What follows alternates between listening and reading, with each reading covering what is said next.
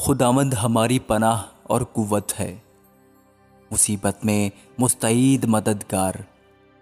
इसलिए हमको कुछ खौफ नहीं, ख्वाह ज़मीन उलट जाए और पहाड़ समंदर की तह में डाल दिए जाएं, ख्वाह उसका पानी शोर मचाए और मुअज्जन हो और पहाड़ उसकी तुग़यानी से हिल जाएं। एक ऐसा दरिया है जिसकी शाखों से खुदा के शहर को यानी हक ताला के मक़दस मस्कन को फरहत होती है। खुदा उसमें है, उसे कभी जुम्बश ना होगी। खुदा सुबह सवेरे उसकी कुमक करेगा। कौमें झुंझुलाईं, सल्तनतों ने जुम्बश खाई। वो बोल उठा, ज़मीन पिघल गई। लश्करों का खुदावंद हमारे साथ है, याकूब का खुदा हमारी पनाह है।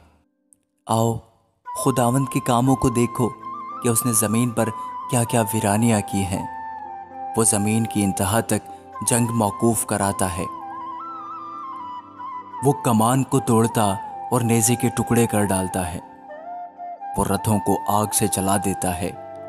खामोश हो जाओ और जान लो कि मैं खुदा हूँ। मैं कौमों के दरमियान सरबुलंद होऊंगा, मैं सारी ज़मीन पर सरबुलंद होऊंगा। लश्करों का खुदावंद हमारे साथ है, याकूब का खुदा हमारी पनाह है। आमीन।